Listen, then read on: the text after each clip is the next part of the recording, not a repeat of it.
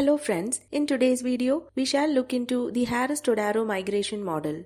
The Harris-Todaro migration model was put forward by John R. Harris and Michael P. Todaro in their 1970 paper titled Migration, Unemployment and Development, a two-sector analysis. The model assumes that people migrate from rural to urban areas in search of better economic opportunities, even when urban unemployment already exists. According to Todaro, people decide to migrate not based on actual wages but based on the expected income, that is, the income they think they might earn in the city, considering the probability of getting a job there. Suppose a rural worker earns 1 lakh rupees per year while an urban worker can earn 2 lakh rupees per year. In advanced economies where there is full employment, traditional migration theorists would have said that the rural worker should move to the city because the wage is higher. But in developing countries, the situation is very different. When a rural worker migrates to the city, he may not find a high-paying formal job immediately. Many unskilled migrants remain unemployed or work in the informal sector doing casual jobs like street vending, daily labor or repair work. Only a small number of educated migrants with school or university qualifications find stable formal sector jobs. So, a rational worker must consider both the higher urban wage and the probability of actually getting such a job. Most migrants are young, between 15 to 24 years old, and they expect to stay in the city for many years. Even if they remain unemployed at first, they believe that with time, as they build social connections and gain experience, their chances of finding a formal job will improve. So, if the present value of their expected urban lifetime earnings is greater than what they would earn in the rural area, migration becomes a rational and justifiable decision. Let's see the model using a diagram. Imagine an economy with two sectors, a rural agricultural sector and an urban manufacturing sector. Both sectors have a negatively sloped demand curve for labor. The rural labor demand curve is denoted as AA and the urban labor demand curve as MM.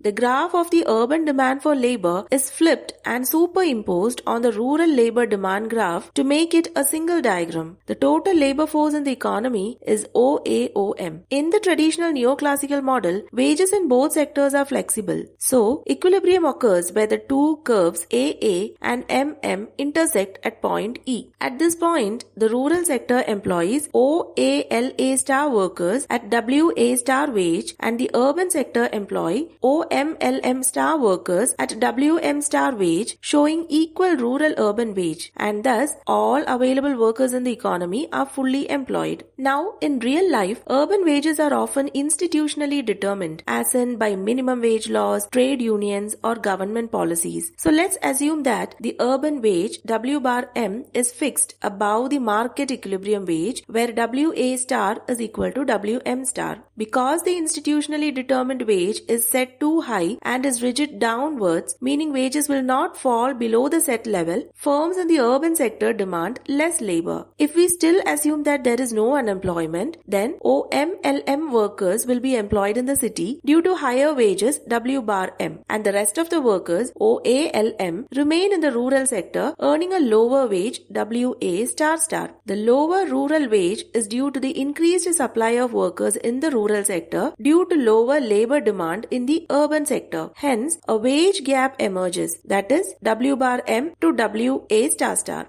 Now, if rural workers can freely migrate to the urban sector, they will migrate despite the existence of urban unemployment or low demand for labor if the expected urban income is greater than their actual earnings in the rural sector. This can be expressed as WA is less than LM divided by LUS multiplied by W bar M, where LM is the number of workers employed in the urban sector and LUS is the total urban labor supply, which includes both the employed and the unemployed or informal workers in the city. If the expected income from the urban sector is less than the actual earnings from the rural sector, then there will be no migration to cities, and this can be expressed as WA is greater than or equal to LM divided by LUS multiplied by W bar M. A potential migrant will be indifferent between job locations if the expected urban income is equal to the actual rural earnings. This is the Harris-Todaro equilibrium. The locus of such points of indifference is shown by the QQ- curve, which is upward sloping. It shows all the combinations where actual rural wages are equal to expected urban wages, which makes a worker indifferent to migration. But why is it upward sloping? Usually, the institutionally determined urban wages are higher than the rural wages. However, due to increased urban migration, the probability of getting an urban job decreases. This fall in the probability of getting a job reduces the expected urban wage for the potential rural migrants, and the expected urban wage falls till it equals the actual earnings in the rural region. If the institutionally determined urban wage rises further, then the rural wages must also increase to avoid mass migration to cities. Yet, the rural wages will always remain below the urban wages, ensuring that the expected urban wage for the potential rural migrants continue to be equal to the actual rural earnings. Let's look this aspect using a simple numerical example. Suppose the institutionally fixed urban wage is Rs 200 per day and the rural wage is Rs 100 per day. The number of workers employed or labor demand in the urban region will be equal to the number of jobs available, and let's assume it as 100 and the total urban labor force as 200. Given the values, the probability of getting an urban job in this situation is LM divided by LUS, which is equal to 0.5. with an expected urban income calculated as LM divided by LUS multiplied by W bar M, which is equal to Rs 100. Thus, the Harris-Todaro equilibrium of expected urban wage equal to rural wage is attained.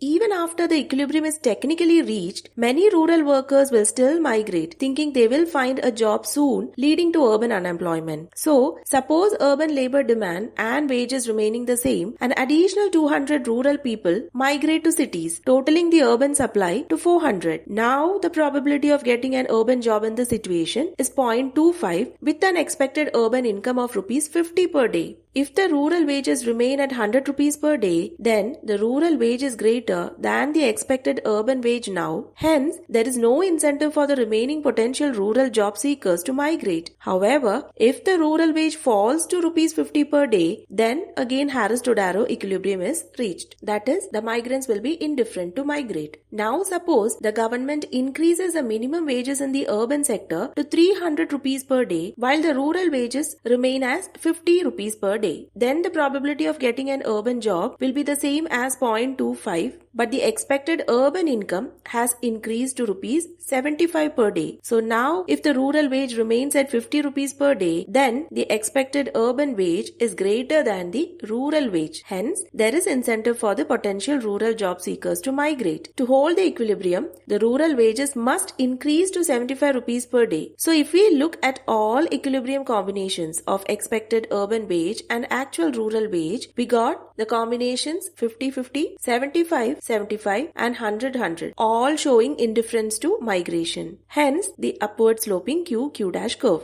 Coming back to our diagram, the new equilibrium now occurs at point Z, where the actual rural earnings is equal to the expected urban wage given the institutionally fixed urban wage at W bar M. At this equilibrium, OALA workers are employed in the rural sector with WA wage, and since the expected urban wage is equal to the actual rural wage, OALA workers have no incentive to migrate to the city and so stays in the rural sector. The OMLM workers are employed in the urban sector with W bar M wages. Here we can see an urban-rural actual wage gap is created as W bar M to WA. The rest of the workers, that is LALM, are either unemployed or engaged in low-income informal activities in the urban region. This shows the existence of urban unemployment due to continued rural-urban migration despite already existing high unemployment in the urban sector. Over time, economists have extended the Harris-Todaro migration model to make it more realistic. Firstly, in the model, unemployed migrants were assumed to earn nothing, but in reality, many find informal jobs. So, expected urban income must also include informal sector earnings. Secondly, the model can include differences in education and skills. Educated rural workers migrate more often because their chances of getting formal jobs and higher wages are greater. Thirdly, migration often happens happens through networks. People from the same rural area tend to migrate to the same cities or even the same neighborhoods. Earlier migrants help later ones by providing information, accommodation, and job leads, reducing both the cost and risk of migration. Fourthly, high urban wages and unemployment can occur even without government wage controls because of market factors like efficiency wages, imperfect information, and labor turnover costs. Due to imperfect information, firms cannot perfectly assess worker quality or effort. To minimize these risks, they pay efficiency wages that are higher than the equilibrium level to attract and retain good workers. These higher wages lead to induced migration and worsen the urban unemployment. To sum up, the model rests on 4 main ideas. Firstly, people migrate based on rational comparisons of relative costs and benefits, mainly financial but also psychological and social. Secondly, migration depends on the expected income differences, not just actual wages. Thirdly, the probability of obtaining an urban job is directly related to the urban employment rate and inversely related to the urban unemployment rate. That is, if urban employment rate is high, the probability of getting an urban job is high, while if the urban unemployment rate is high, the probability of getting an urban job is low. Fourth and finally, migration can continue even with high unemployment because the expected income gap remains large, making urban unemployment a natural result of economic imbalance between rural and urban sectors. If you like the video, do subscribe to my channel and share the videos with your friends. Thank you.